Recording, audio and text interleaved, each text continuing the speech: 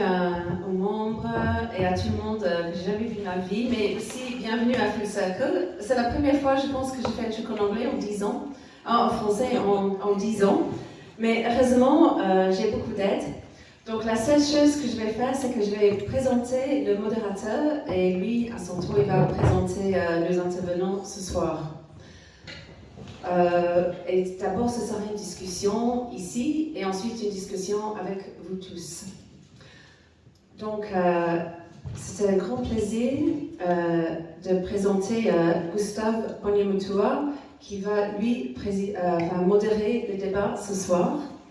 Et Gustave, ça fait presque 30 ans qu'il vit en Belgique et il est membre et président de Jambo, qui est une association de défense des droits de l'homme et de l'état de droit dans la région de Grand Lac, entre autres. Mais je reste là parce que la soirée, c'est pas une soirée avec beaucoup de gens brillants, sûrement dans la salle et ici. Donc, bienvenue, je vous passe la parole. Je reviendrai après pour faire passer le micro.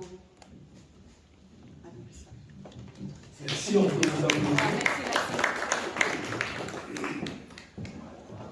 Oui, petite rectification. J'ai été mon président de Jambo et je ne suis que membre pour l'instant, donc honneur au président qui n'est pas là ce soir. Voilà, donc mon nom est Gustave Bonyamutua et nous accueillons ce soir deux dames qui ont chacune une histoire très forte à nous proposer et qui sont quelque part le côté pile et le côté face d'une mauvaise pièce qui se joue depuis plus de 30 ans dans la région des Grands Lacs. Vous allez comprendre pourquoi j'ai utilisé cette expression. À ma droite, Madame Michaela Wrong, journaliste et auteure britannique qui a passé plus de 2 décennies à écrire sur l'Afrique, notamment pour le compte de Reuters, la BBC et de Financial Times. Au début, ces articles étaient généralement pro-FPR, et petit à petit, elle s'est rendue compte qu'elle ne racontait peut-être pas la bonne histoire, ou en tout cas, toute l'histoire.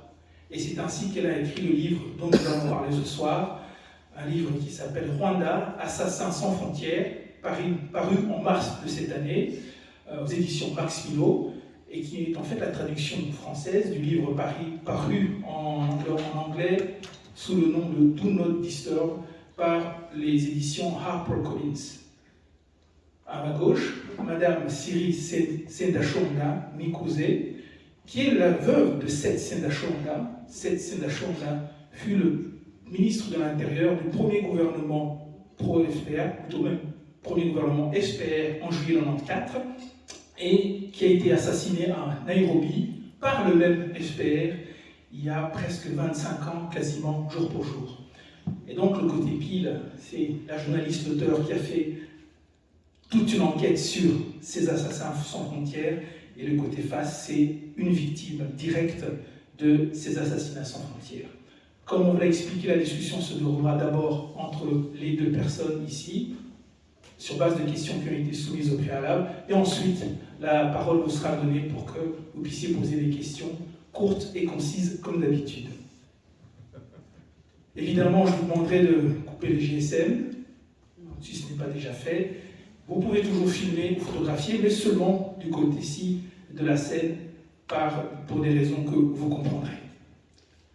Voilà, pour commencer, je vais d'abord m'adresser à Madame Siri Sendashonga avec une question qui va nous lier à l'actualité. Comme je vous l'ai dit, il y a 25 ans, exactement le 16 mai 1998, son mari a été assassiné. Et la question que je voudrais vous adresser, c'est de vos souvenirs. Est-ce que les préoccupations politiques pour lesquelles votre mari a été assassiné sont-elles toujours d'actualité? Sont-elles toujours d'actualité? Autrement dit, est-ce que si Seth était toujours en vie aujourd'hui, serait-il encore en train de se battre ou alors il envisagerait de prendre sa retraite? Merci Gustave. Tout d'abord, bonsoir tout le monde qui est ici. Un honneur et un privilège pour moi d'être avec vous, d'être associé au lancement du livre de Michaela Wrong en français. et je la remercie de m'avoir invité à faire partie de ce panel. Alors Gustave, pour répondre à ta question, je vais te tutoyer quand même, on se connaît depuis longtemps. Et puis j'habite au Québec, et là-bas on tutoie tout le monde, il n'y a pas de vous quand vous êtes au Québec, tout le monde est tu.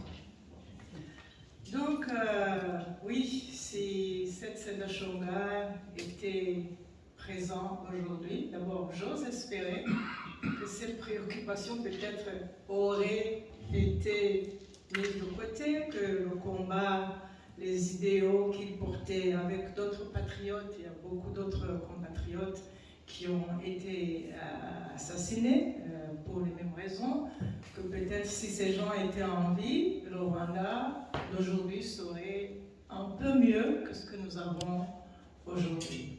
Mais bon, qu'à cela ne tienne, si c'était encore le cas, donc la situation était ce que nous connaissons aujourd'hui, bien entendu, il serait très préoccupé parce que ça a été le combat de toute sa vie, depuis sa prime jeunesse.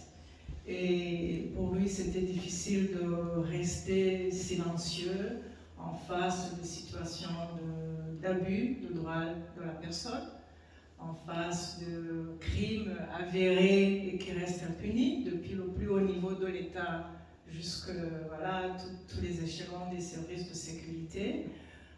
Donc, il serait sans doute très déçu de voir que 30 ans plus tard, presque, un mouvement qu'il avait rejoint parce qu'il pensait qu'il partageait les mêmes idéaux a finalement dévié de cette trajectoire pour mettre en place un système de terreur de l'État, comme vous le verrez dans le livre de Michael Arong. On va tuer même à l'extérieur du Rwanda. Et puis, tous les abus que nous connaissons, tout ce qui s'intéresse au Rwanda, on ne peut pas dire que c'est un modèle de démocratie, un modèle d'état de droit, un modèle de liberté d'expression, un modèle de presse libre et indépendante, etc. Donc voilà ce que je peux dire en réponse à votre question. Merci pour la réponse. C'est évidemment une réponse à laquelle on s'attendait. Par contre, ça fait plaisir d'entendre qu'il y a des gens qui, comme Seth, se sont battus et que peut-être qu'il y a encore une nouvelle génération qui arrive. C'est peut-être ça qui va donner de l'espoir. Maintenant, je voudrais me tourner auprès de notre invité, on va dire, principal, puisque nous couvrons la sortie de son livre en français, Madame Michael Arong. Je ne sais pas si je peux vous tutoyer ou... Oui, allez-y. J'essaierai, puisque nous sommes entre nous. Vas-y, surtout. Ça marche, merci. Oui, nous aurons l'occasion de rentrer plus en profondeur dans votre livre, mais pour commencer, j'aimerais vous poser quelques questions d'ordre général. La première, c'est que dans sa préface, Stephen Smith suggère que vous pourriez devenir la némésis de Paul Kagame, comme pour dire que votre livre pourrait contribuer à le mettre enfin devant ses responsabilités criminelles. Qu'est-ce que vous en pensez? Ok, avant de répondre, je vais juste remercier les deux. Madame Sendashonga, elle a joué un rôle très important dans mon livre. Le moment où je l'ai rencontrée à Genève pour la première fois et on a pu discuter vraiment de l'assassinat de son mari, c'était un tournant pour moi dans les recherches et les enquêtes que je faisais pour mon livre. Parce que pour moi, l'assassinat de Sendashonga, c'était vraiment un moment où moi et mon opinion sur l'affaire a changé. Beaucoup de monde a eu cette expérience d'ailleurs. Et pour savoir un peu plus en profond ce qui s'est passé, l'effet sur la famille, les opinions de M. Sendashonga, de Seth, c'était très important. Alors je voulais remercier Madame Sendashonga de faire partie de cette rencontre et merci pour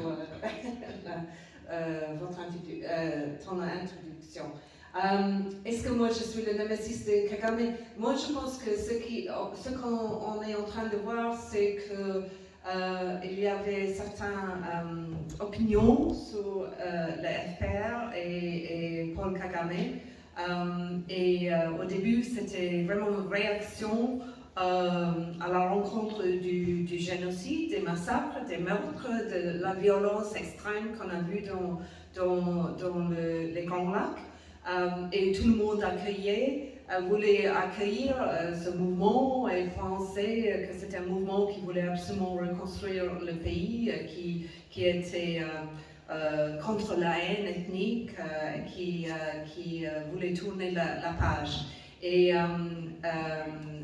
je pense, ce que je vois maintenant, c'est qu'il y a de plus en plus de personnes comme moi qui commencent à poser des questions, à contester un peu cette image, parce que c'est une image qui est plus actuelle. Et on a vu tellement d'abus maintenant. On a vu les abus au Congo, en Congo de l'Est. Je viens de Kinshasa, effectivement, où les gens sont enragés contre Kigali, contre Paul Kagame. On comprend très bien pourquoi. Je pense aussi on commence à changer nos opinions sur le régime grâce à ce qui se passe au Rwanda, à l'intérieur, avec les gens qui sont dans l'opposition, avec les gens qui essayent de travailler dans les droits humains, avec les journalistes qui sont supprimés, qui sont en tôle, et avec les citoyens ordinaires. Alors, je pense que c'est pas moi qui ai le némésis. Je pense qu'il y a beaucoup il y a de plus en plus de critiques. Mais c'est vrai que quelquefois il y a des livres, des personnages qui sortent un peu et peuvent exprimer ce que les gens pensent déjà. Et ce que j'ai trouvé pendant que j'étais en train d'écrire mon livre et faire mes enquêtes, c'était que souvent je rencontrais les gens qui travaillent dans les universités, les professeurs, les experts, les analystes, les diplomates, les gens qui travaillent dans les ONG. Et souvent, quand moi je disais des choses très critiques à l'égard de Paul Kagame et de son gouvernement, ils disaient « Ah oui, mais ça on le sait déjà ». Et ce que moi je disais, c'était « Vous le savez, mais vous ne le dites pas en public, vous ne parlez jamais de ça en public, et à cause de cela, de votre silence, les gens normaux qui ne connaissent pas très bien l'Afrique, qui ne connaissent pas le Rwanda, eux, ils ne savent rien. Et eux, ils ont cette image propre, disciplinée, d'un pays bien géré, d'un pays, la Suisse de l'Afrique, un pays où les footballeurs vont là-bas, ils secouent la main à Paul Kagame, ils sont là pour les baptêmes des gorilles. Et ça, c'est l'image qui reste, parce que vous ne vous exprimez pas ouvertement. Et c'est les mêmes personnes que moi, souvent j'essayais de dire « Est-ce que je peux vous citer dans mon livre ?» Et ils me disaient, en général, ils me disaient « Non, s'il vous plaît, jamais, il ne faut pas mettre mon nom, parce que ça va me gêner, ou moi j'ai fait des affaires au Rwanda, ça va avoir un impact, ou absolument pas, parce que souvent je travaille comme consultant, sur les rapports qu'on écrit pour la Banque mondiale et pour des différentes organisations. Alors, à la fin, je dis, si vous ne mettez pas votre nom vous n'allez pas me permettre de vous citer par nom, c'est moi qui le dis, et on va contester mes opinions, on va m'attaquer moi-même et dire qu'il n'y a que moi qui pense cela. Et ils ont dit oui, c'est vrai, mais quand même, ne me citez pas. Alors ça, on est dans une période où les gens, je pense, beaucoup de gens en Occident, ils savent bien ce qui se passe au Rwanda, mais ils ne veulent absolument pas la mettre en public. Et il y a un manque d'honnêteté et un manque de transparence là-dessus. Oui, merci beaucoup. Et merci pour l'explication. En plus, ça montre un autre aspect qu'on va traiter plus tard, c'est le côté omerta par rapport à ce qui s'est passé. Et oui, il y a beaucoup de personnes qui connaissent ce que vous avez mis dans votre livre, mais votre livre a le mérite de tout condenser. C'est un des rares livres que j'ai lu assez rapidement. En tout cas, il y a beaucoup de choses qui sont condensées, tous les témoignages sont là. Et dans ce sens, je pense que l'introduction, la préface de Stephen Smith n'est pas loin de la vérité quelque part. Maintenant, votre livre tourne autour des assassinats politiques et plus particulièrement sur celui de Patrick Karegeya. Pour pouvoir continuer la discussion, est-ce que vous pouvez nous dire en 2 mots qui était Patrick Karegeya?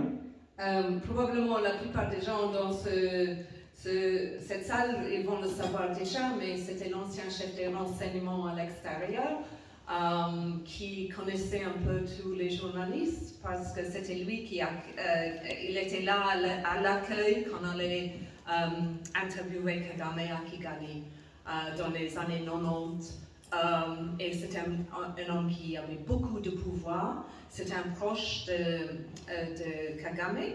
C'est un monsieur qui est même allé à la même école de Kagame. Kagame n'a pas eu beaucoup de succès au niveau scolaire et il est devenu un jeune rebelle pour Museveni dans le NRM. Mais Karegeya, c'était un jeune très malin, très intelligent. Il est entré à l'université, il a fait la loi. Et après, il est devenu lui aussi un rebelle pour Museveni. Alors, ce sont 2 hommes qui ont ensemble, avec le fameux Fred Rwigema, ils ont fait partie d'un noyau dur qui a formé le FPR en cachette, en clandestine, merci, en Ouganda, à Kampala, après ils ont pris le pouvoir, Museveni a pris le pouvoir en 1986. Et après, ils sont en cachette, formé le FPR, ils ont envahi en 1990 le Rwanda. Alors, c'est un monsieur qui a vraiment fait tout un parcours très intéressant, parce que moi, je l'ai connu pas très bien comme chef de renseignement. Et après, je l'ai rencontré des années après, et je voyais qu'il était devenu un homme amer. Il n'allait pas très bien avec Kagame. Il était toujours à Kigali. On disait qu'il avait une grande gueule, qu'il est beaucoup trop franche pour Kagame. Et après, j'ai entendu parler du fait qu'il s'était enfui en exil, en Sud-Afrique, et qu'il avait formé une partie d'opposition avec le général Kayumba Nyamwasa, l'ancien chef des États de l'armée, les forces armées. Et ça, c'est le moment où il est devenu une menace pour le régime actuel en Kigali. Et la dernière journée de 2013, pendant qu'il y avait, on faisait les nouvelles années, les noces, le réveillon, il y avait un ami, Apollo, un homme d'affaires, qui passait à Johannesburg, où il était basé, et il a invité Patrick Karegeya dans sa chambre d'hôtel, et il s'est fait sauter dessus par un escadron de morts envoyé de Kigali, et il s'est fait étrangler. Et c'était vraiment pour Kigali, c'était un moment très important parce qu'ils ont réussi à éliminer un monsieur très important qui savait tout sur le régime. Et moi j'ai choisi ce moment parce que je trouvais que c'était un tournant dans l'histoire du FPR, parce que Patrick Karegeya, c'était un ancien ami de Kagame, c'était un Tutsi, un Ougandais, un Banyarwanda ougandais,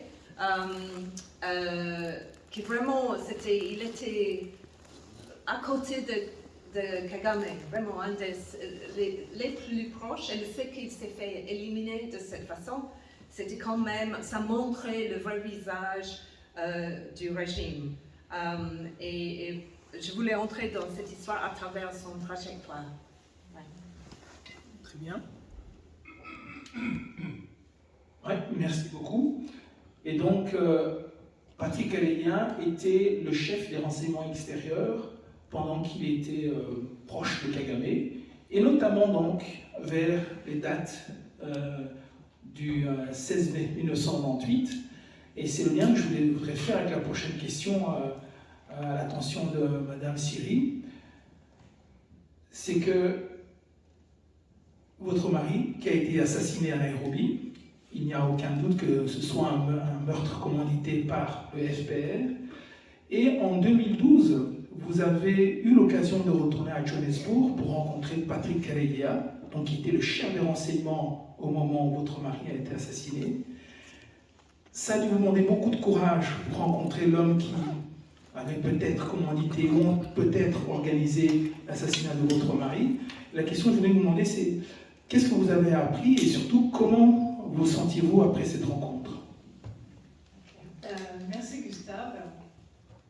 Effectivement, donc quand Seth Senechonga a été assassiné en mai 98 ou 98, comme on dit en Belgique, Karegeya était encore aux affaires, donc chef des renseignements extérieurs.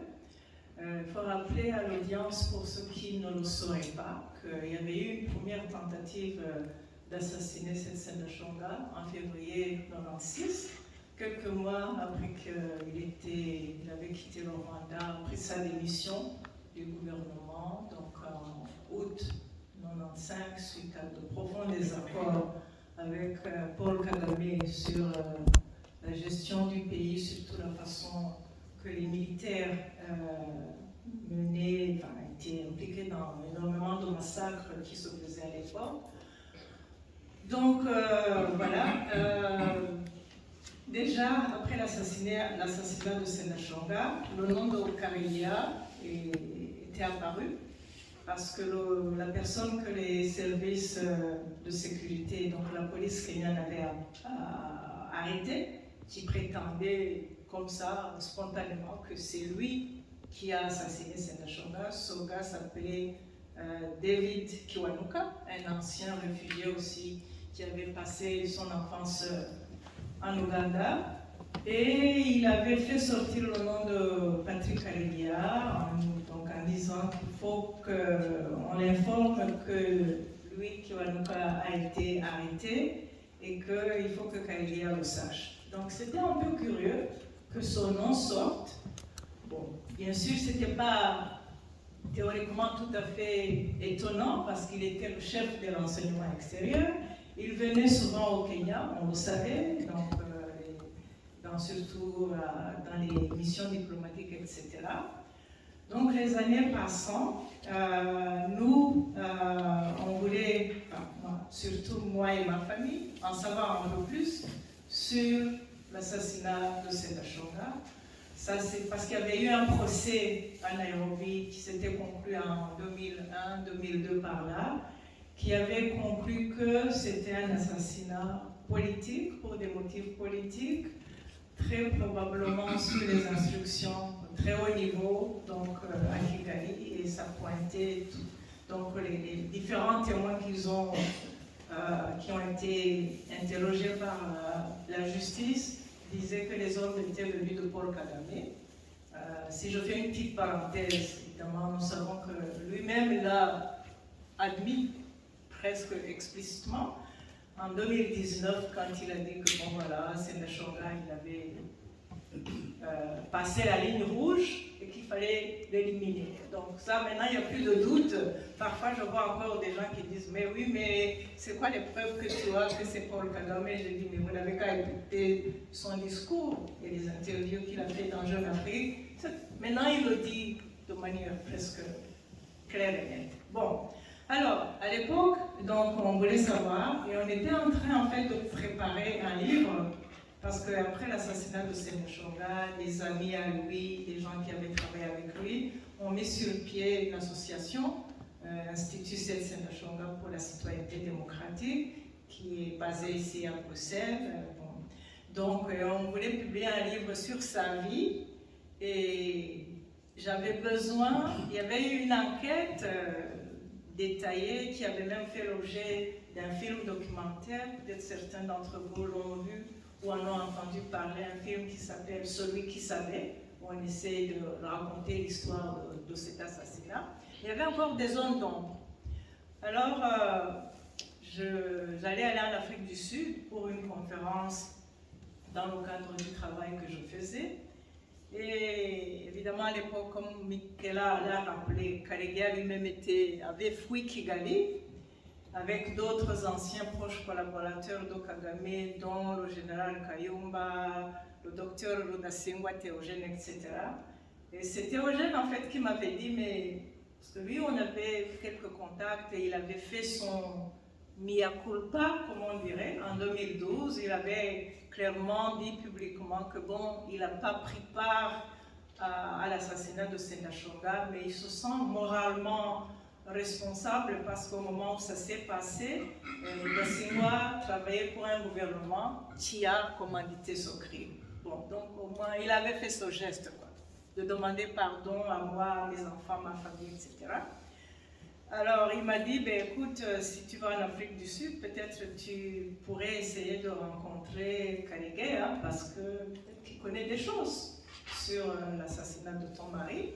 Et donc nous, on était en train de préparer ce livre et je voulais vraiment en savoir beaucoup plus sur ça, surtout répondre à deux questions, donc 3 questions je dirais.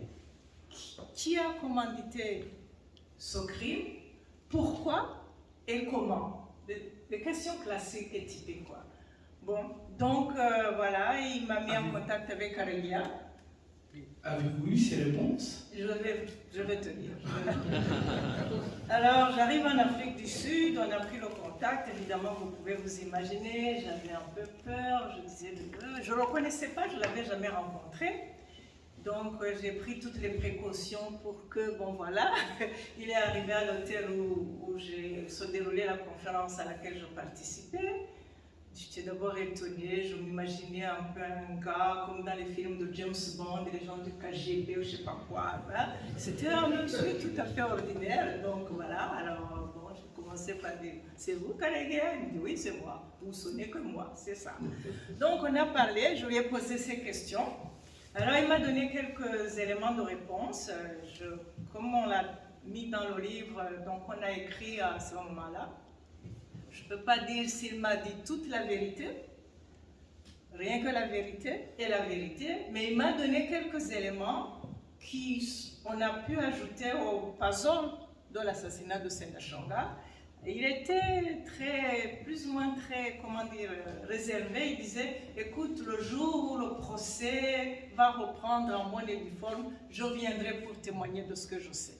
Donc, il m'a donné quelques éléments de réponse, mais pas toutes les réponses. Et sûrement, il n'allait pas me dire, suppose qu'il ait été impliqué, j'imagine qu'il n'allait pas me dire, oh, pendant qu'on y est, j'ai joué un rôle. Parce que j'aurais pu très bien le tuer moi aussi. Donc voilà, je ne m'attendais pas à ce qu'il a dit. Même s'il l'a fait, il n'allait pas me le dire face à face. Mettez-vous à ma place ou à sa place. Quelqu'un qui vient, qui vous dit j'ai tué ton mari, je ne suis pas sûre comment j'allais réagir. Bon, bref, donc voilà. Merci. On aura l'occasion d'y revenir. J'ai une dernière question à poser à Michela. Ensuite, on prendra peut-être les premières questions du public. Comme ça, vous n'aurez pas à attendre trop longtemps. Donc, vous l'aurez compris, Sendashonga est assassiné en 98 à Nairobi, au moment où Patrick Karegeya était le chef des services secrets extérieurs rwandais. À peu près 7 ans plus tard, si je compte bien 6 ans plus tard, le même Patrick Karegeya est assassiné, cette fois-ci à Johannesburg, par probablement les mêmes services secrets rwandais. Dans votre livre, Michela, vous décrivez longuement comment les services secrets rwandais ont tout essayé pour préparer l'assassinat de Karegeya, qui a eu lieu finalement le 31 décembre 2013. Ce qui m'a frappé, c'est que vous avez raconté vraiment, sur base de témoignages crédibles, des éléments de la préparation de cet assassinat. Par exemple, ils ont été jusqu'à demander à l'épouse d'un cadre du RNC, donc le parti que Karegeya avait formé en exil, ils ont demandé à l'épouse de ce cadre-là de tenter d'empoisonner Karegeya, au risque même d'empoisonner son propre mari dans l'opération. Comment est-ce que vous expliquez ce niveau de machiavélisme? Bon, c'est surtout la sœur de l'épouse, hein. C'est Jennifer qui est une infirmière oncologiste Mais oui. Elles ont demandé à la sœur de l'épouse d'assassiner son beau-frère. Oui, de demander à Ok. sa sœur. Pour moi, c'est des conversations surréelles, hein, parce que ce qu'on voyait, il y avait une communauté de Rwandais qui habitent en Sud-Afrique, comme ils habitent au Malawi, au Mozambique, en Zambie, un peu partout, au Congo, ici, et que souvent les services de renseignement ou la police, Dan Munyusa surtout, et Jacques Nziza, est téléphoné à certains membres de cette communauté. Qui est Jacques Nziza? Jacques Nziza, à l'époque, c'est un général qui travaillait pour les renseignements. Dan Munyusa, c'était l'ancien chef de la police qui s'est fait... il n'est plus en place actuellement. Mais ce qui se passait, c'était souvent ces gens-là, ils recevaient des coups de téléphone de Kigali. Et on disait, oui, c'est Jacques Nziza, ou c'est Dan Munyusa, ou c'est un de ses collègues.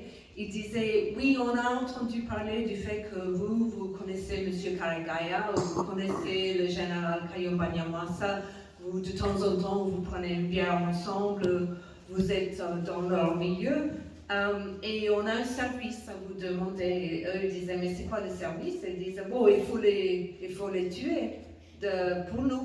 Et on va vous payer pour cela, ça va être bien payé. Et je trouve que c'est des conversations qui sont complètement surréelles. Une fois, effectivement, on a demandé à une infirmière oncologiste qui étudiait en Sud-Afrique. Sa sœur était mariée à Kennedy Gihana, qui travaille comme avocat pour le Rwanda National Congress, le parti d'opposition fondé par Karegeya et aussi le général Kayumba Nyamwasa. Et on lui a posé la question, vous pouvez demander à votre sœur d'empoisonner ces gens-là. Et je veux dire, je trouve ça tellement brutal et tellement bizarre parce que c'est complètement n'importe quoi. Ça manque de subtilité, c'est d'une cruauté incroyable, mais en même temps, ce qu'on se rend compte qu'à la fin, ils ont réussi, hein? Parce que la plupart des personnes qu'ils ont contactées, quand ils ont reçu ces coups de fil, ils allaient directement à Patrick Karegeya où le général disait, écoute, je viens de recevoir ce coup de téléphone vraiment bizarre, et qu'est-ce qu'il faut que je fasse? Et le général ou Patrick Karegeya disait, bon, il faut enregistrer ces conversations, il faut les piéger, ces gens-là. Alors, effectivement, ils ont monté, après tout, Patrick Karegeya, c'est un ancien chef de renseignement, le général Kayumba lui aussi. Alors, ils ont joué avec les gens à Kigali, ils ont enregistré ces conversations, et à un certain moment, ces enregistrements ont été transmis sur l'Internet pour faire voir au monde ce que Kigali était en train de faire. Et c'était là, en public, toutes les preuves. Mais ce que je veux dire, c'est, malgré toute cette intelligence et tous ces calculs, à la fin, Patrick Karegeya s'est fait piéger. Parce qu'il a quand même mis sa confiance dans l'homme d'affaires Apollo. Et il est monté dans cette chambre d'hôtel. On pense qu'il est monté pour prendre un verre de vin. Et il s'est fait, et là-bas on lui a sauté dessus. Alors c'était un type de jeu entre des experts d'intelligence, de renseignement, et à la fin quand même il est tombé dans le piège. Mais moi je trouvais comme écrivaine que c'était fascinant parce que les services de renseignement et la police rwandaise, c'est pas seulement en Sud-Afrique qu'ils jouent ce rôle, qu'ils ont fait ça. Ils ont fait ça ici en Belgique. Et, ils ont essayé de tuer Eugène Rudasingwa ici. Ils ont pris des mesures très similaires. Ça n'a pas réussi. Ils ont fait la même chose chez moi, en Angleterre, au Royaume-Uni. Ils ont commencé un peu à faire des préparations en Suède. aussi aux États-Unis. Et ce qu'on voit, c'est que les ambassades rwandaises jouent un rôle très important là-dedans. Et que c'est la communauté rwandaise qui, après, on demande aux citoyens rwandais qui habitent à l'étranger de jouer ce rôle, de devenir des pions, je pense il faut dire, pour l'État. Et je trouve que c'est extraordinaire parce que, selon moi, il n'y a que le gouvernement rwandais en Afrique qui agit de cette manière. Moi, je n'ai jamais vu ça avec des autres gouvernements africains. Je n'ai jamais vu ce comportement. Oui, c'est assez effrayant et on comprend mieux le titre de votre livre, Ouais. Assassins sans frontières. Voilà, nous allons prendre une première série de questions et puis nous continuerons avec les discussions. On va peut-être voir qui a déjà noté une question, je le rappelle, courte et concise, et on pourra lui donner la parole. Monsieur ici a levé la main en premier et ensuite. Oui, moi je voudrais demander comment en fait Karegeya a été tué. Est-ce qu'il a été vraiment étranglé par une seule personne? Est-ce qu'il y avait beaucoup de personnes pour l'étrangler? Comment son assassinat a été commis en fait? C'est une question qui s'adresse, j'imagine, à Madame Michel Arnaud. Ok, il faut dire, je n'étais pas là. Et aussi, le problème, c'est qu'il n'y a jamais eu de procès, parce que ce qu'on a vu, c'est qu'il y a eu une enquête. En anglais, ça s'appelle inquest, où on a établi dans un cours en Sud-Afrique que le monsieur a été assassiné, étranglé. On le dit clairement, c'est sur une fiche formelle, je l'ai vu. Et on a émis 2 mandats d'arrêt. Qu'est-ce qui se passe? Ok. Non, ça va. C'est ma main probablement. Il y a eu 2 mandats d'arrêt qui ont été émis par les autorités sud-africaines. Et apparemment, on les a envoyés à Kigali. Et les 2 messieurs, Apollo est un des 2, et un monsieur qui s'appelle Alex Sugira, et ni l'un ni l'autre ont été extradés.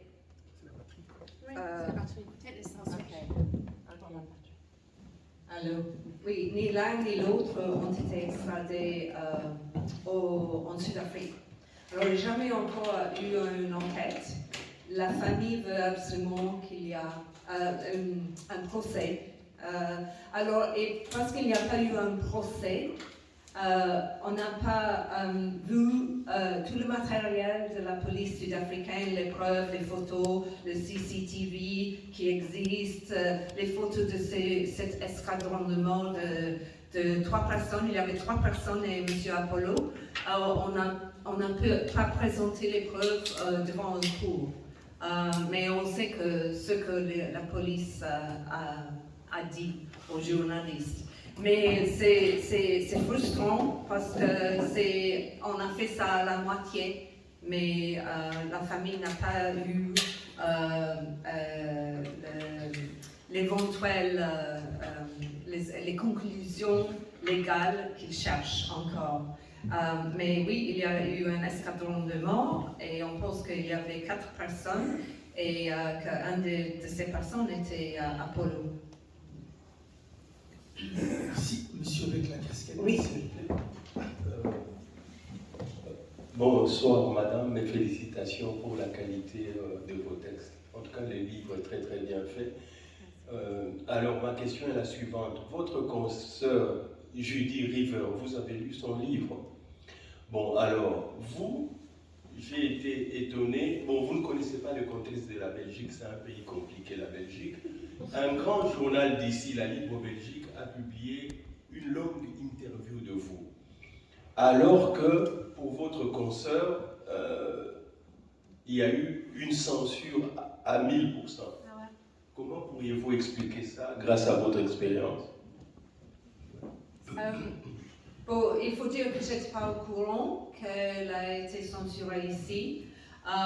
Moi, je sais que son livre a eu un gros impact. Moi, je l'ai lu, j'ai vu beaucoup de réactions là-dessus. Je ne peux pas l'expliquer parce que ce n'est pas moi qui dirige la presse en Belgique. la seule chose que je peux peut-être suggérer, c'est que je pense que les opinions au niveau européen envers Kagame, Paul Kagame et son régime sont en train lentement de changer. C'est en partie grâce au travail que Madame Judy Reaver et des autres ont fait. On a eu plusieurs écrivains, il n'y a pas que moi. Et je pense petit à petit, on voit que l'image change et on arrive à un moment où on ose critiquer et avant on n'osait pas. Ouais. Si je peux me permettre d'ajouter une réponse, c'est que si Madame Reaver a touché un sujet beaucoup plus explosif, à savoir les massacres de masse qualifiés éventuellement de génocide. Mais l'explication de Michael Long était aussi pertinente, les choses évoluent. Ensuite, Monsieur Flamme, j'ai vu qu'il levait la main. Oui, ce que je suis avocat.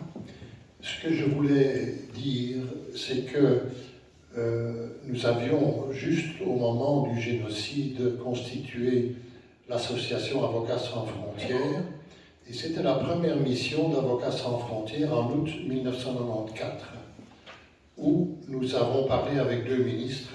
C'était le ministre de la Justice et votre mari, qui nous avait très hospitalièrement reçus. Donc, je suis content de pouvoir vous rencontrer. Ce que j'ai vu dans plusieurs dossiers que j'ai plaidés, qui concernent le Rwanda et le Congo, c'est qu'au début, quand nous étions au Rwanda en 1994, et c'est probablement le même sentiment qu'avait Michela, c'est qu'on ne voyait que la pointe de l'iceberg. On ne voyait que le génocide des Tutsis et on parlait du plan préexistant de l'extermination des Tutsis. C'est là que va ma question. Il y a un procès de génocide qui se prépare bientôt à Bruxelles, où je défends l'accusé, et mes recherches récentes m'ont amené à trouver des éléments qui sont quand même renversants. Premier élément, une lettre que Kagame a écrite après sa prise de pouvoir, en août 1994, au bureau du FPR qui était situé, il faut bien le savoir, en Belgique, à Bruxelles. Est-ce que vous pouvez venir à la question, comme oui. ça on pourra couvrir? Non, mais c'est important. Oui, mais... Et cette lettre établit un plan préexistant de Paul Kagame qui consistait dans l'assassinat massif des Hutus, l'assassinat aussi des Tutsis, ce que vous avez appelé les petits Tutsis, on les appelait les petits Tutsis en Ouganda, d'une façon méprisante, ceux qui sont restés. Et par après, on va se tourner vers le Congo. Par ailleurs, nous avons découvert un dossier secret du dossier près le TPIR qui avait été enterré par Mme Louise Arbour, où on attribue la responsabilité de l'assassinat sur les deux présidents au FPR. Par ailleurs, aussi, dit-on qu'il a été prouvé que les Interamwe, c'est-à-dire l'aile militaire des Interamwe, avaient été fondés par le FPR et que les Interamwe étaient commandés par des officiers FPR, même aux barrières. Je vais vous demander de poser ma question, oui, mais il faut l'introduire un peu. Hein? L'introduire, il faut l'exposer. Oui, oui. Ma question est la suivante. Est-ce qu'il ne faut pas conclure de tout cela que s'il y avait un plan préexistant, c'était le plan préexistant du FPR qui visait également, par l'assassinat des deux présidents, le génocide contre leur propre ethnie, c'est-à-dire les petits Tutsis. Ce qui est quand même assez renversant. À qui souhaitez-vous adresser la question? Ça, c'est la question. Oui. Ouais. Ok, peut-être une de vous deux peut répondre rapidement ou...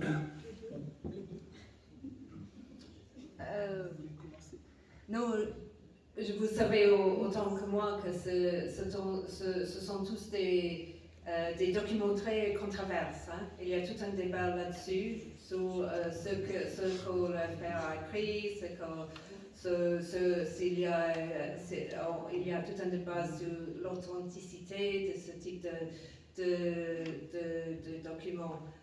Et c'est pas vraiment pour moi d'exprimer des opinions là-dessus. Hein. Non, je ne t'entends pas le micro d'abord la madame et ensuite Gabriel. En fait,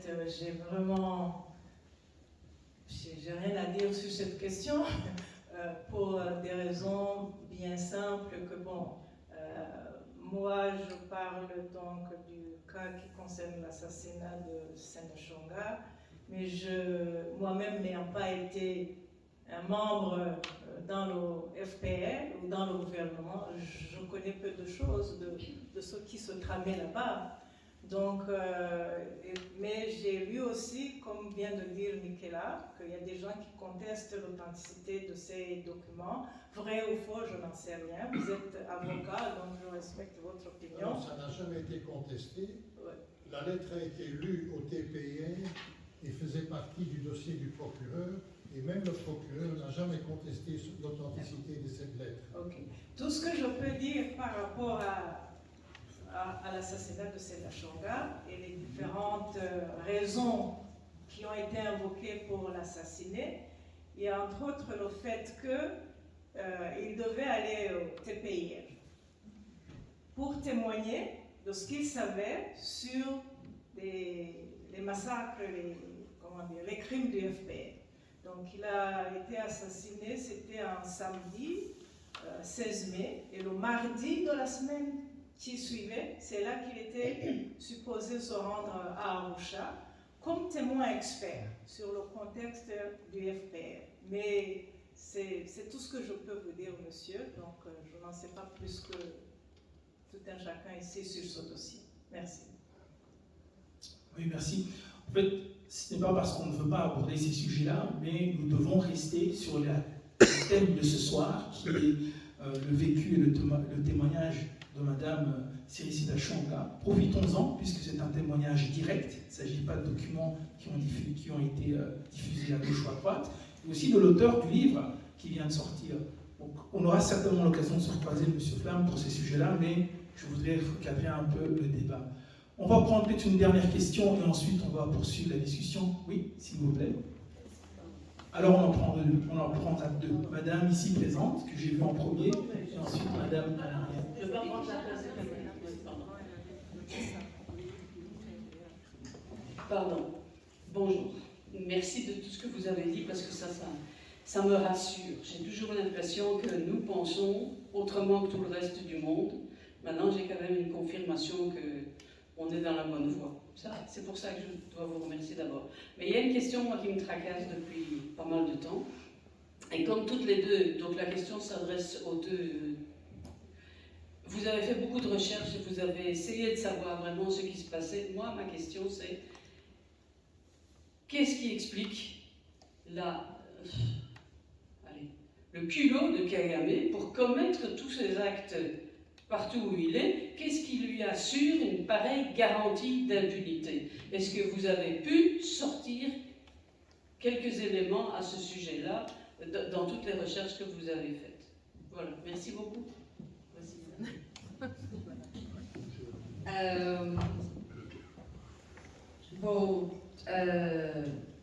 Oui, qu'est-ce qui explique le culot? Je pense qu'il a réussi quand même jusqu'à maintenant. Et si on a du succès, on continue. Et c'est effectivement, moi, on me demande toujours, souvent mes opinions sur la politique de mon propre pays, le Royaume-Uni, qui maintenant veut envoyer les demandeurs d'asile au Rwanda. Et on me demande quelquefois mes opinions sur la politique de la France, qui semble avoir renouvelé les liens avec le Rwanda. Et Macron maintenant a de bonnes relations avec Kagame, un monsieur qu'il a essayé d'arrêter à un certain moment. qu'on est passé à Paris. Et je trouve que c'est que en Occident, il y a les pays occidentaux, ils ont leur propre intérêt maintenant. Et alors ils mènent une politique cynique et en même temps c'est une politique naïve. Mais aussi c'est pas une politique qui est permanente. Et je pense que moi je viens de Kinshasa, j'étais pigiste là-bas en 1994 et j'ai suivi un peu la chute de Mobutu. Et à un certain moment, Mobutu lui aussi, il était des bons amis avec les Français, avec les Américains, avec tout le monde, avec la Banque mondiale lui prêtait de l'argent. Et ça a changé comme ça, d'un jour au lendemain, parce que effectivement tout le monde savait qu'au niveau des droits de l'homme, aux démocratie, ou sa gestion en général, ça n'allait pas très bien. Alors je pense qu'il y a un moment où la communauté internationale admet ce qu'elle sait déjà et après sa politique change. Alors Kagame donne l'impression d'être très fort et très accepté, mais effectivement je pense que c'est un monsieur qui est dans une position assez vulnérable. Et j'étais très intéressée par la visite qu'il a fait récemment aux États-Unis, où il n'a pas eu la tête-à-tête avec Biden, qu'il souhaitait être entretenu par le président des États-Unis. Et il était frustré, et on a vu qu'il n'était pas là pour la dernière photo de groupe. Parce que je pense que c'est un monsieur qui se rend compte qu'il est dans une position fragile. Et ces hommes, ce type de dictateur, parce que je l'appelle comme ça, et je pense qu'il n'y a pas de doute, c'est un dictateur, ils sont toujours dans une situation beaucoup plus fragile de ce qu'ils veulent donner l'impression. Oui, si vous me permettez d'ajouter ma perspective, à moi aussi personnelle, il y a le fait que, effectivement, au début, Kagame et le Front patriotique, de manière générale, ils ont beaucoup tablé sur le génocide des Tutsis qui a eu lieu pour mettre la communauté internationale, tous les pays occidentaux, la Belgique, les États-Unis, la France et tout le reste, dans une situation de leur dire vous n'avez rien fait pour secourir les Rwandais qui se faisaient massacrer, les Tutsis. Surtout, c'est nous, le Front patriotique, qui avons mis fin au génocide, donc vous n'avez pas de leçons à nous donner. Et ils ont vraiment eu carte blanche en jouant sur ce sentiment de culpabilité. Et petit à petit, donc une culture de l'impunité s'est développée. Et comme disait Michaela, je pense que ça a atteint un point où, en fait, je pense qu'il se sentait comme il peut faire tout ce qu'il veut, parce qu'il avait toujours une façon de faire du chantage à l'Occident. Donc moi je pense que il y avait ça, sans doute, avec tout le respect que j'ai pour les Occidentaux, mais quand même beaucoup de naïveté, effectivement, comme elle l'a dit, et aussi parce que la plupart des dirigeants, ils n'aiment pas une situation trop compliquée. On a une explication, un narratif, et on ne veut pas le changer parce qu'on est confortable avec ça, et puis bon, on va s'accommoder de ça, on fait ça. Moi, j'habite au Canada, comme j'ai dit au début, et je vois même que là-bas, c'est exactement le même problème. Il y a quelques années, 3 ou 4 ans, un film était sorti, un film documentaire très recherché, très détaillé, par la Radio-Canada, qui est un organisme de l'État, où il montrait comment les espions du FPR opèrent au Canada. Et ça avait fait beaucoup de bruit. Et on se serait attendu à ce que le gouvernement du Canada réagisse, et dise mais il y a quelque chose qui ne va pas ici. Qu'est-ce qu'on a eu au contraire lors du sommet du Commonwealth? Notre Premier ministre, Justin Trudeau, il sera à Kigali, Il dit qu'il va mettre une ambassade du Canada à Kigali parce que Kagame coopère bien dans la gestion de la guerre en Ukraine. Ne me demandez pas comment, je n'en sais rien, comment il coopère dans la gestion, dans la crise ukrainienne, mais c'est ça que le Premier ministre du Canada a dit. Donc, il y a des intérêts de certains pays qui font que, bon, ils ont besoin de lui, ce qu'il fait au Congo, tout ça, on ferme les yeux, mais c'est vraiment le problème de l'impunité, et à un moment, il faut que ça cesse, quoi, parce que, bon, voilà, des assassins sans frontières à gauche, à droite, jusque quand? Donc, voilà. Merci beaucoup. Merci. On prendra la dernière question et ensuite notez bien vos questions parce qu'il y aura encore une session par après. Merci, merci pour vos interventions et pour l'organisation de la soirée.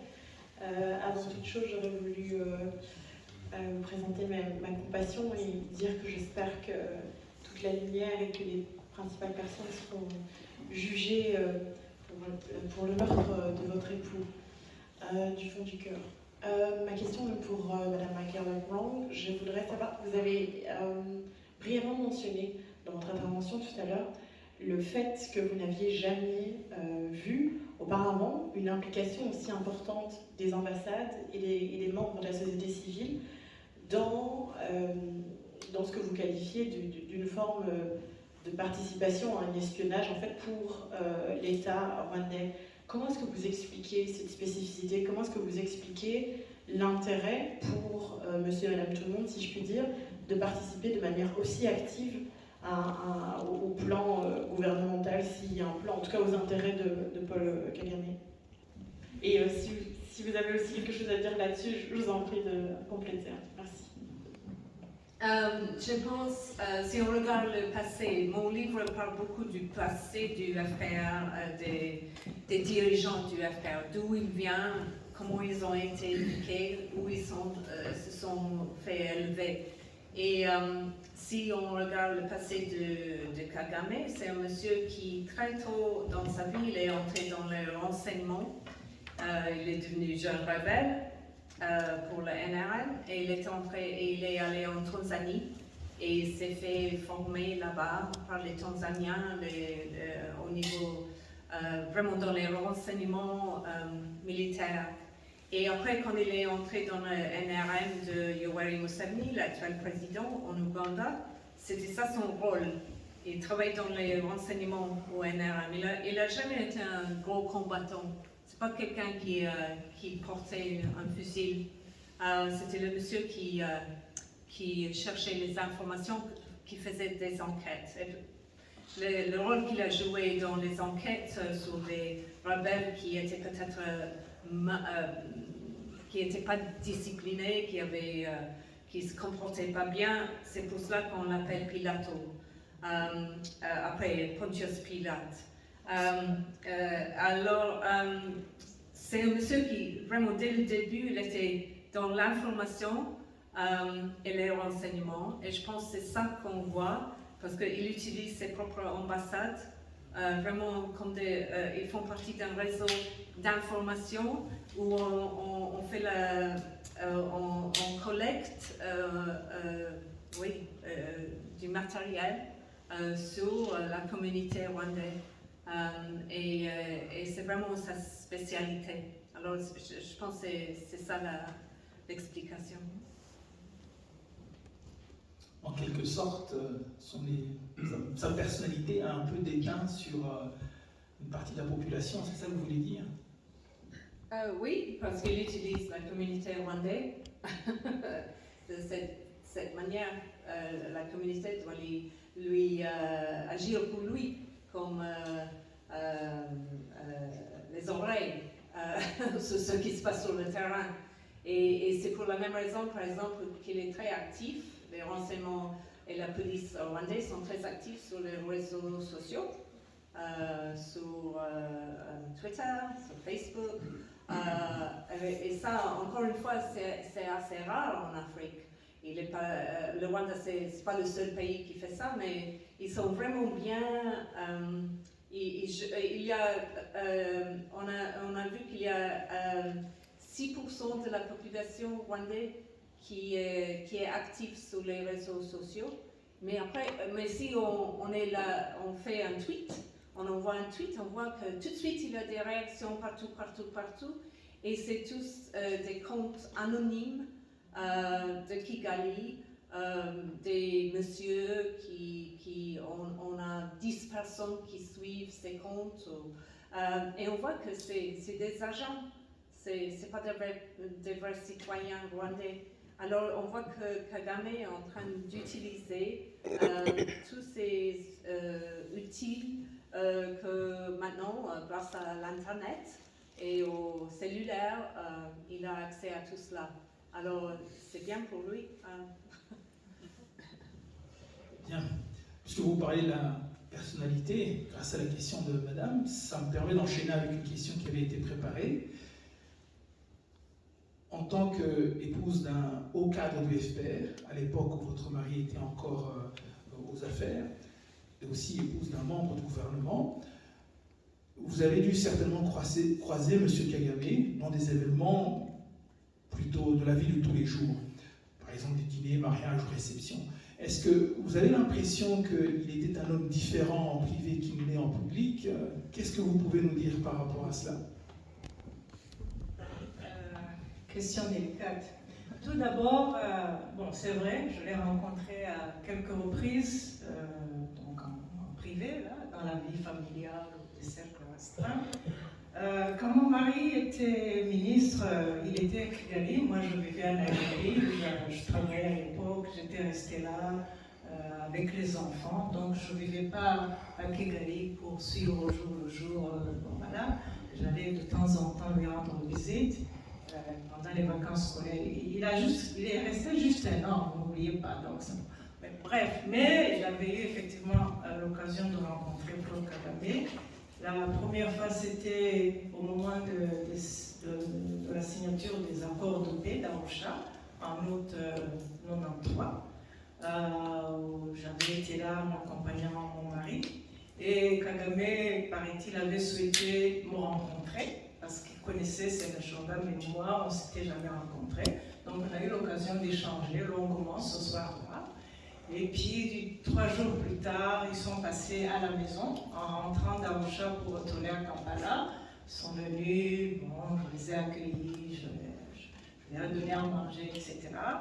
Et après, au cours de l'année 94, je pense que j'ai eu l'occasion aussi de le rencontrer comme ça, en famille, peut-être 2 ou 3 fois maximum. Bon, à cette époque, ce qui m'avait frappé, c'était quelqu'un qui ne parlait pas beaucoup. J'avais l'impression d'écouter beaucoup, mais il ne parlait pas beaucoup. Donc, quand vous le voyez comme ça, en tête-à-tête, un petit comité, il ne donnait pas l'impression de l'homme comme on le connaît maintenant, qui parle avec beaucoup de colère, qui est toujours en train de marteler les mots, tuer, ceci, cela. À l'époque, c'était pas ça, quoi. Donc il écoutait beaucoup, il disait peu, mais vous voyez qu'il est toujours en train de penser à quelque chose, si vous voyez ce que je veux dire. C'est tout ce que je peux dire. Donc après que Sénachonga a quitté le Rwanda, je n'ai plus eu l'occasion de rencontrer Paul Kagame. Donc je le vois à la télé, comme vous tous, mais bon, c'est pas plus que ça.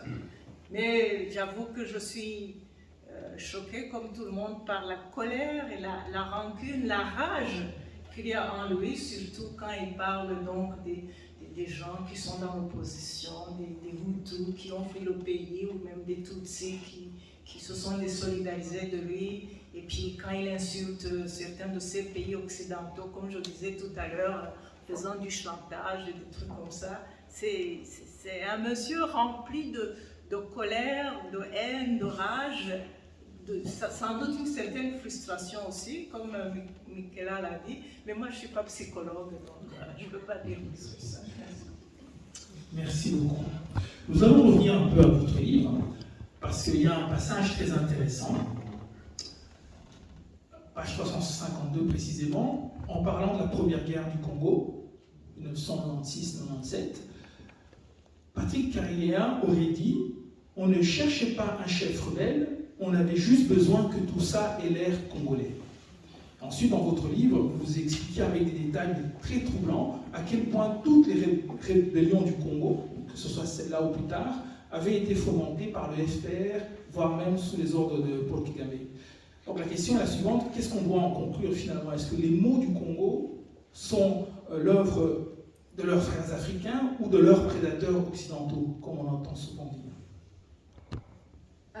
Bon, comme j'ai dit avant, je viens de Kinshasa et on est en pleine période électorale et je peux vous assurer qu'à Kinshasa, les Congolais, il y a vraiment une colère extrême à l'égard de Kagame et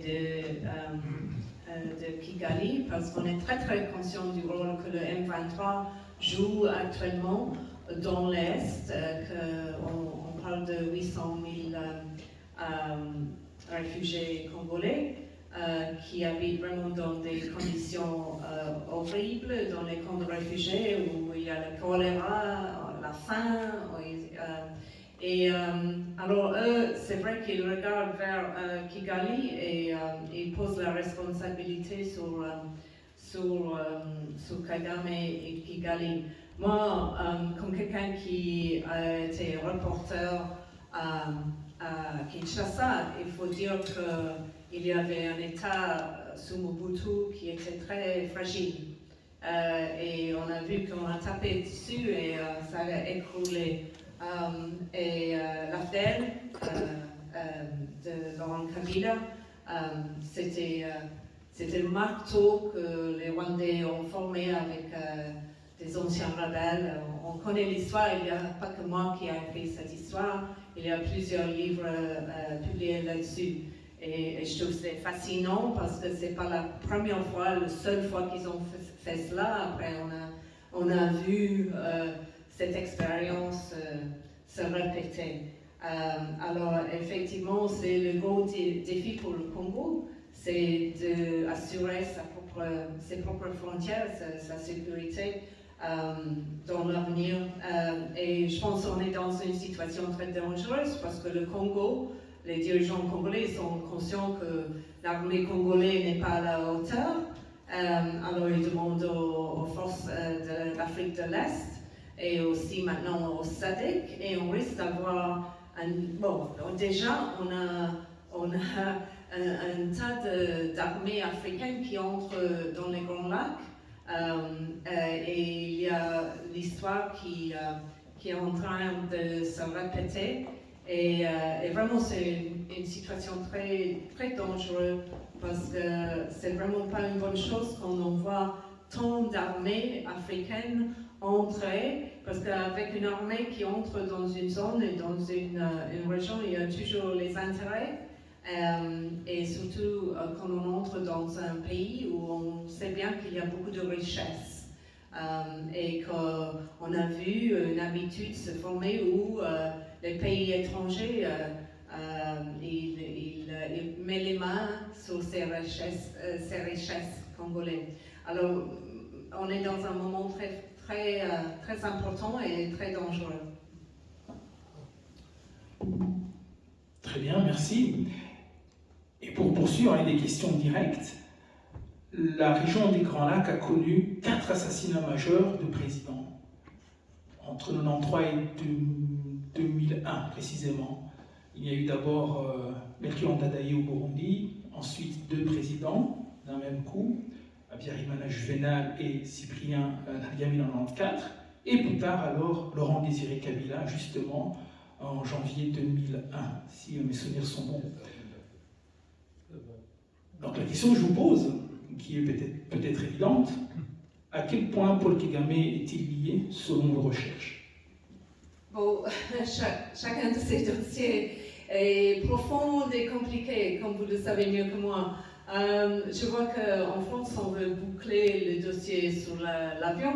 On a déclaré un non-lieu. Je pense que c'est une erreur fondamentale. Et évidemment, il n'y a pas que la France qui peut enquêter là-dessus.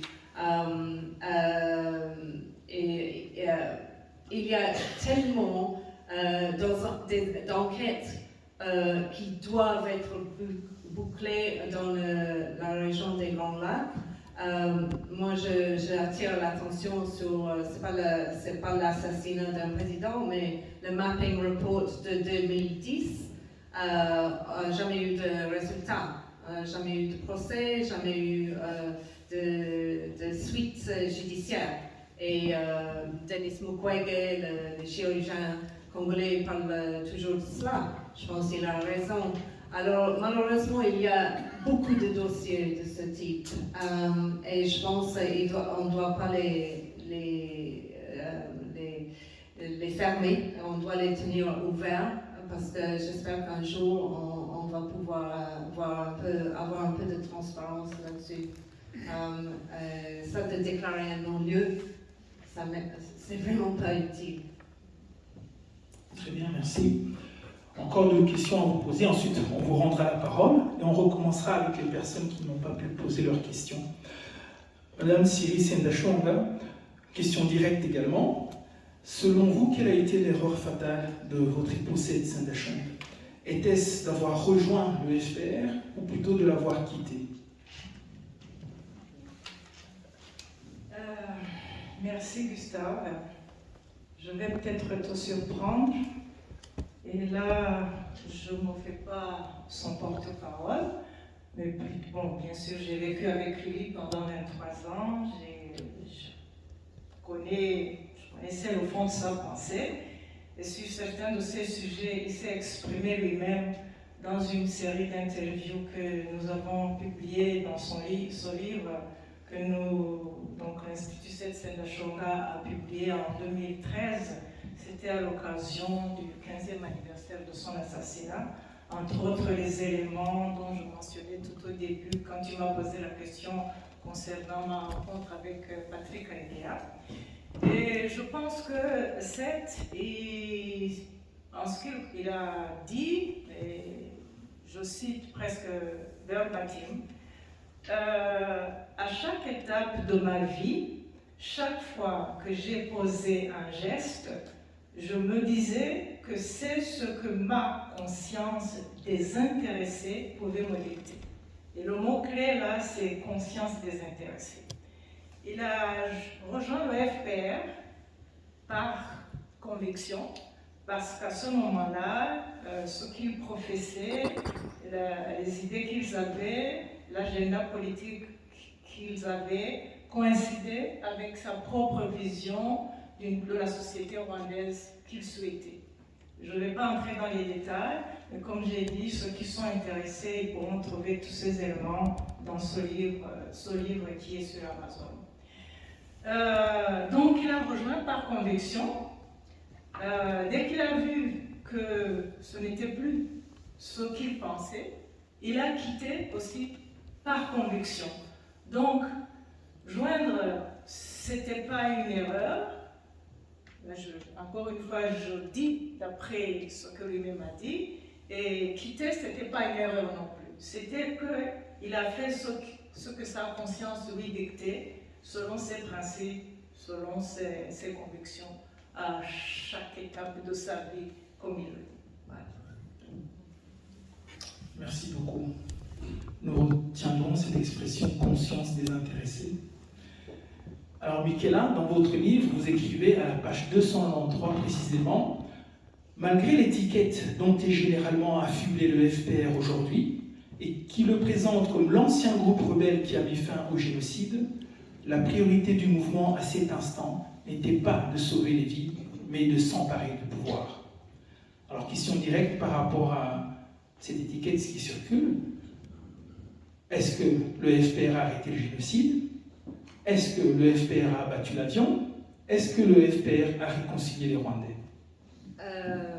Bon. Sorry. Mais il y a. Est-ce que l'FPR a abattu l'avion?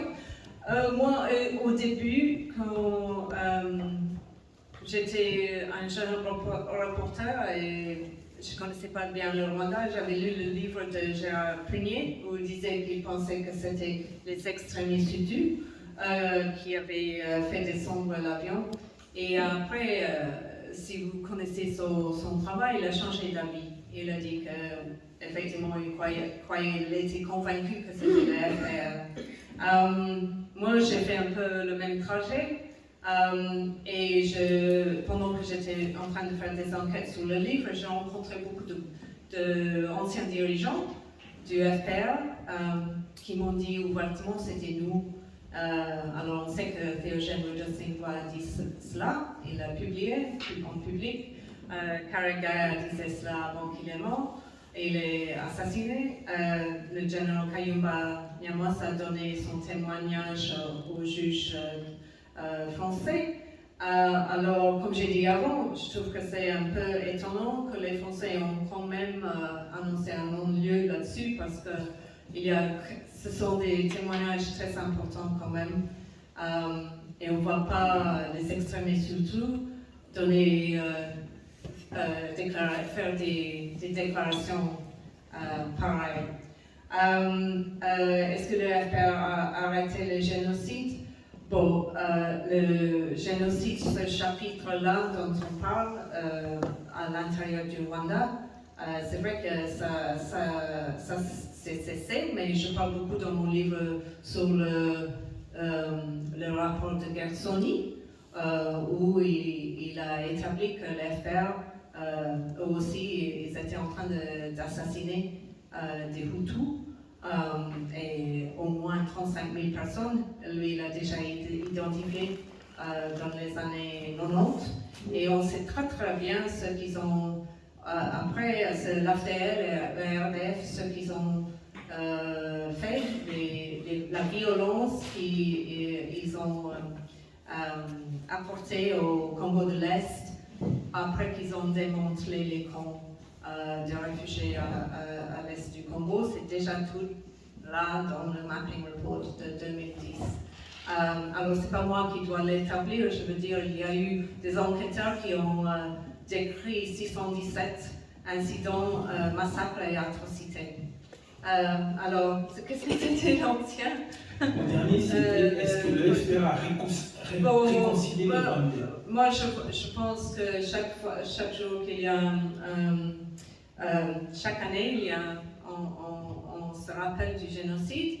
Il y a toute cette période, cette longue période au Rwanda, quand on se souvient des morts. Et le problème, c'est apparemment, on peut seulement exprimer du regret pour les morts dans certaines communautés, les Tutsis, et on ne va jamais admettre qu'il y a aussi eu des Hutus qui ont été assassinés par le FPR. Et je pense pour avoir la vraie réconciliation, il faut absolument qu'on admette cela. Et ça, c'est le premier pas. Et on n'est pas à la hauteur de prendre ce pas.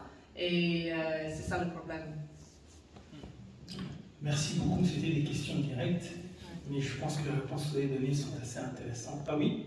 Si tu me permets de dire quelque chose, en tout cas sur cette dernière question de réconciliation, ce serait vraiment de la mauvaise foi de dire que le FPR a réconcilié les Rwandais.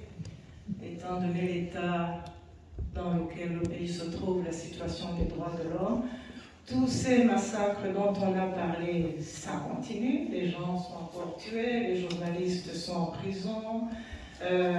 Quelqu'un comme Kizito Mihigo, qui justement faisait la promotion de la réconciliation, vous savez tous comment ça s'est terminé. Moi j'ai l'impression que c'est plutôt un agenda de non-réconciliation. Voilà, c'est comme ça que moi je vois les choses. Très bien. Voilà, nous allons passer à la deuxième session des questions et réponses. Est-ce qu'on a encore le temps? Il y avait madame ici et monsieur qui avait... Oui, vous voulez commencer? Oui, Merci, je suis Sabine Sessou, journaliste, je travaille pour RFI, Le Monde Diplomatique et d'autres journaux. J'ai une question, j'ai plein de questions, mais vraiment une question de journaliste à une journaliste. Quand on commence à travailler sur le Rwanda, est-ce que ça ne fait pas un peu peur de mettre les doigts dans cette prise, sachant que tous nos collègues qui ont travaillé sur ce pays sont devenus fous?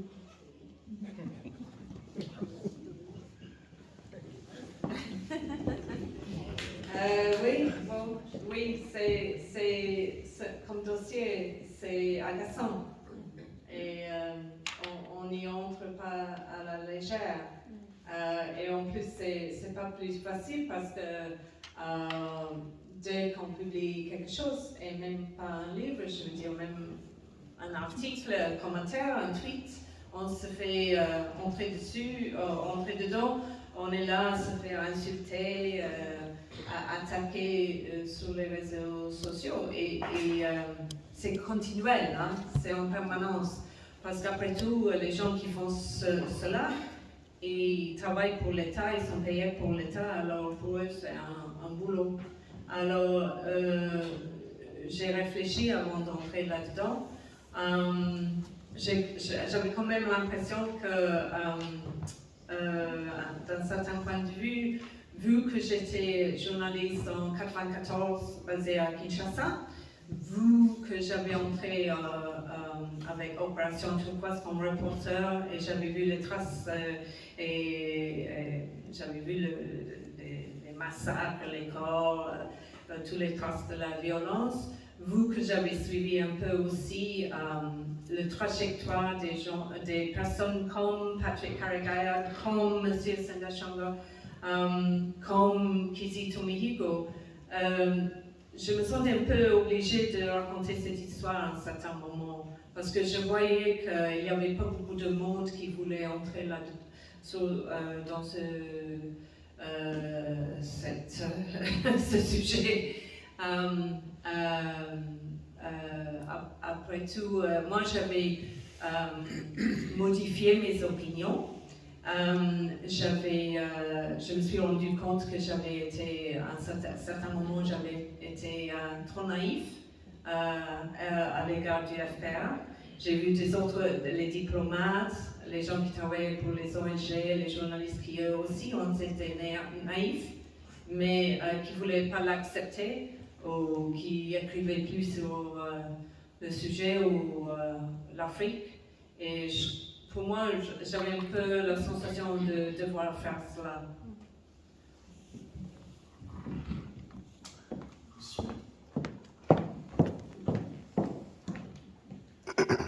Ce n'était pas pour poser une question, c'était pour répondre à madame qui se demandait pourquoi Kagame avait autant d'audace.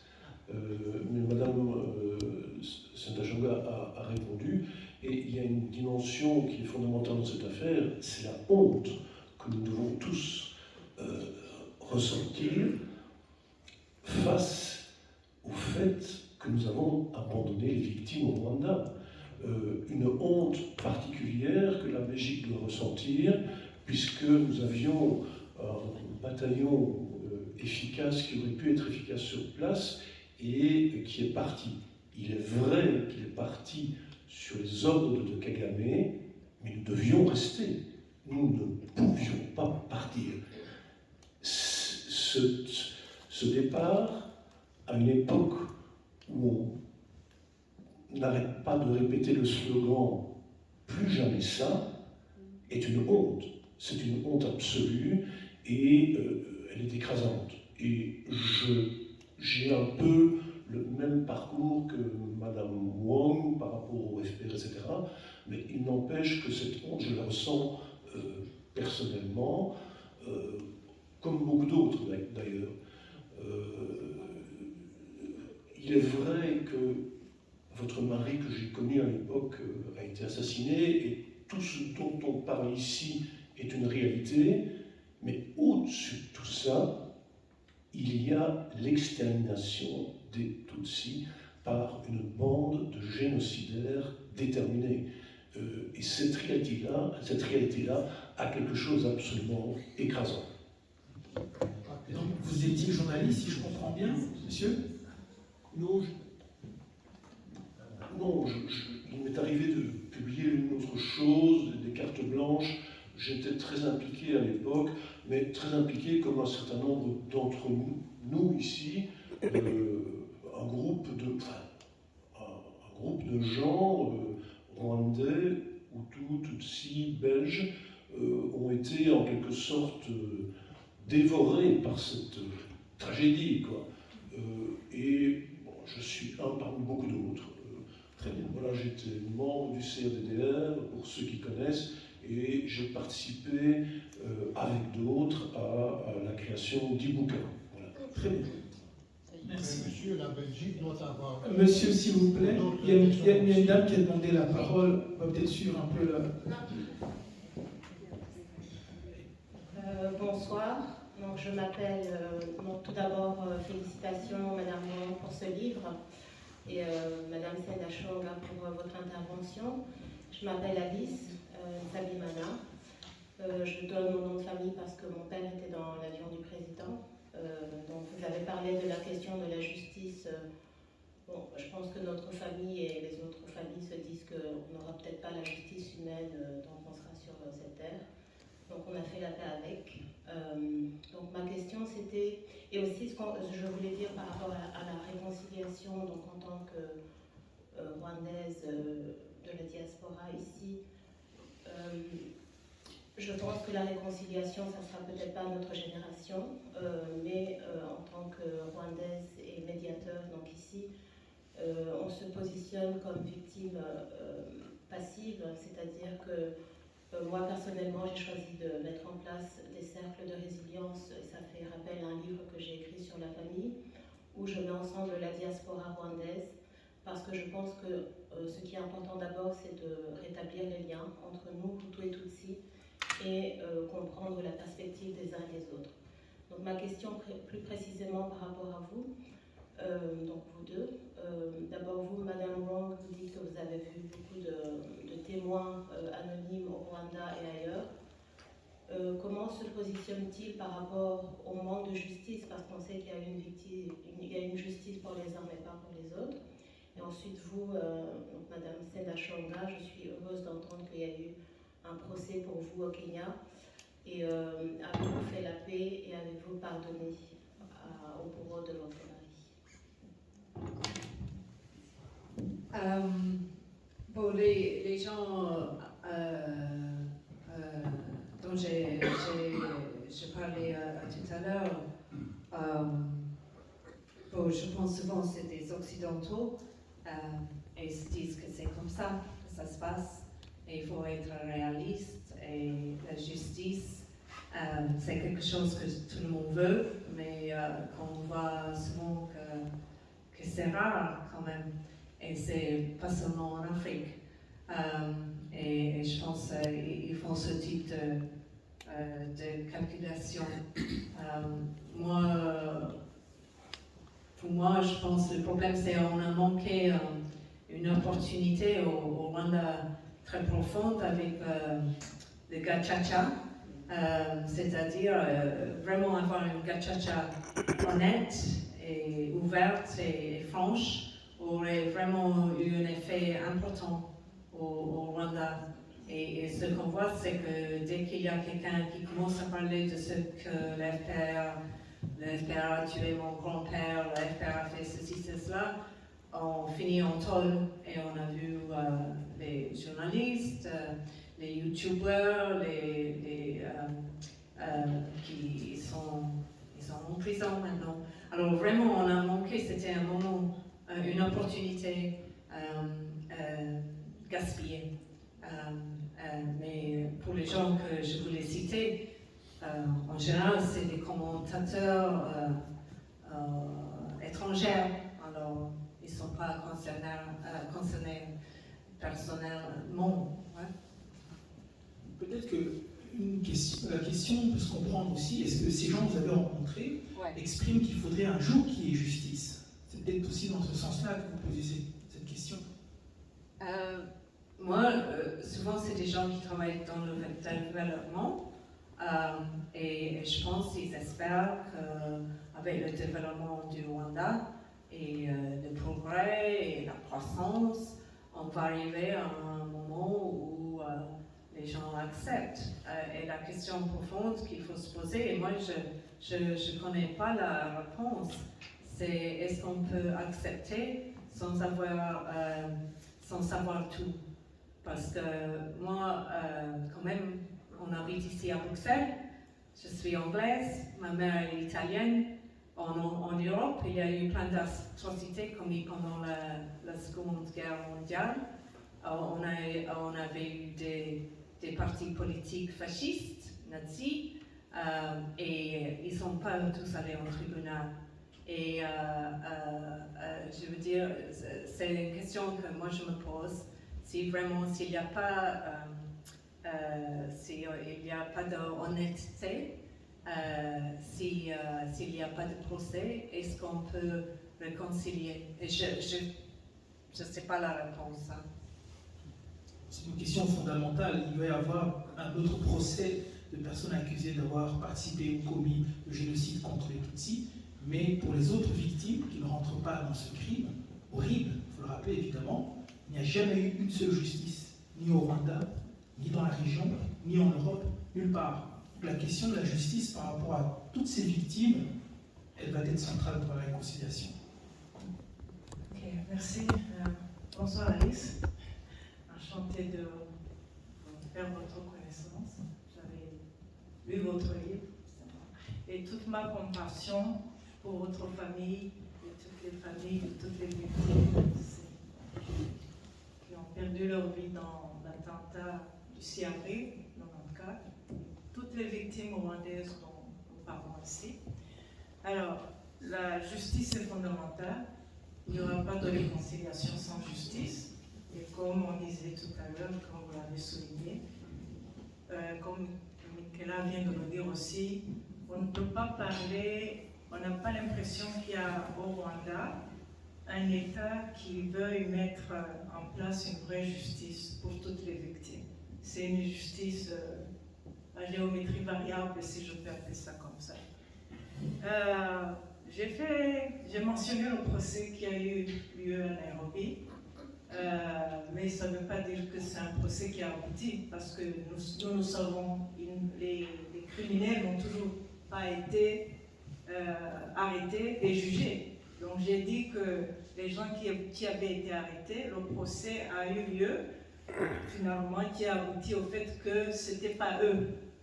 Donc le dossier reste entièrement ouvert et la justice kenyane avait dit c'est des ordres qui sont venus de Kigali, de Paul Kagame lui-même. Il se fait qu'à ce moment-là, en 2002, il était chef de l'État, il est toujours, 20 ans plus tard, donc il bénéficie d'une immunité de chef d'État, il ne peut pas être arrêté par la justice. Donc, même dans le cas de Sendashonga, il n'y a pas encore de justice. Voilà. Et comme j'ai dit au début, vous avez sans doute été au courant de ce fameux discours en février ou mars 2019 à Gabiro, quand Kagame s'est publiquement vanté avec beaucoup d'arrogance que finalement, voilà, il a donné des ordres pour tuer M. Sendashonga. Alors à ce moment-là, j'avais écrit au président du Kenya pour lui dire, voilà, parce que le crime a eu lieu là-bas, donc c'est la juridiction kenyane, théoriquement, encore une fois je parle sous le contrôle des juristes et des avocats, qui a ce dossier en main. Je dis, voilà, le président rwandais a admis publiquement que bon, il a quelque chose à faire dans cette affaire. Donc moi, je souhaiterais que le procès soit réouvert, qu'il lui soit demandé, même si au moins qu'il vienne témoigner de ce qu'il sait, parce qu'il parle de ça de manière très, comme ça, en anglais ils disent casual, je ne sais pas comment on dit ça en français, des fois voilà. Donc, évidemment, le Kenya n'a pas répondu. J'imagine que, quelque part, toujours les mêmes raisons. Bon, il est chef d'État, on ne peut rien contre lui. Donc, ce dossier reste entièrement ouvert. Donc, mais voilà. Et c'est sûr que le Rwanda a besoin de vérité, de justice, et une vraie justice équitable pour toutes les parties. Et ensuite, on peut s'avancer vers la réconciliation. Un dernier point. Je vous sens très pessimiste. Vous avez dit que vous pensez que ce ne sera pas pour cette génération. Moi, je suis, je dirais, de nature, naturellement, je dirais optimiste. Et je crois que tout est possible. C'est pas, comme comme si ce pays est condamné à rester dans cet état de fait. Il y a moyen de s'en sortir, mais il faut certains préalables. Et des vrais Rwandais qui veulent vraiment bâtir un Rwandais qui convient à toutes ses composantes, tous les enfants du Rwanda, toutes les ethnies, toutes les régions. Et des fois, il suffit de quelqu'un, un vrai homme d'État qui a une vision, et ça peut marcher. Mais là, on n'a pas ce système. C'est un système bâti sur la division des Rwandais et la culpabilisation de l'Occident, de tout un chacun. Il y a eu des atrocités, monsieur nous l'a rappelé, on peut pas, c'est notre histoire, nous devons assumer ça, mais c'est à nous d'en sortir. Sinon, on va rester éternellement dans ce ping-pong. Donc moi, je suis personnellement convaincue qu'on peut s'en sortir.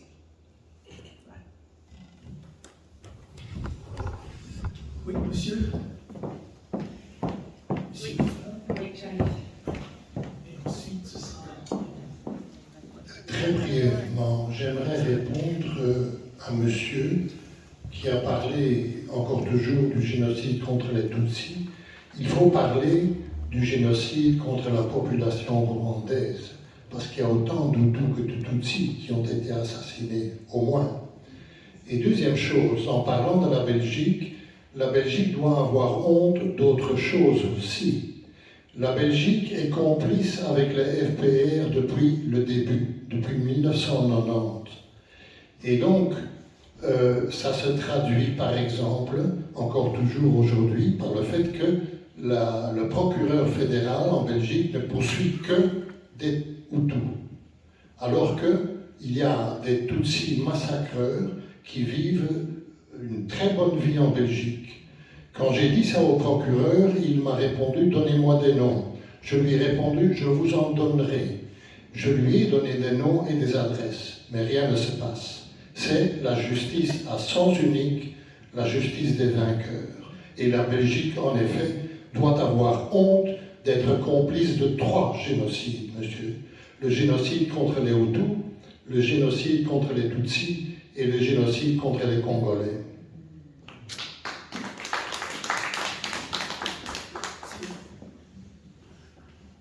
Oui, merci. Ma question s'adresse à Madame Rong. Elle a trait pratiquement à l'impact de son travail. Évidemment, il n'y a pas plus de mois, il y a peut-être quelques mois ou une année ou quelque chose que la première version est sortie. Et est-ce que elle aurait déjà enregistré des réactions de quelques officiels, là je vais dire des principaux décideurs de ce monde, parce que j'imagine qu'en entreprenant ce travail, son objectif était de mettre un peu de lumière sur ce qui s'est passé ou comment le sujet qu'il a abordé,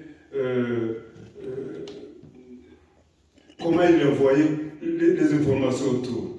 En d'autres termes, aujourd'hui, je vais terminer, aujourd'hui, quel est le sentiment qui vous anime? Avez-vous un sentiment de satisfaction, de frustration ou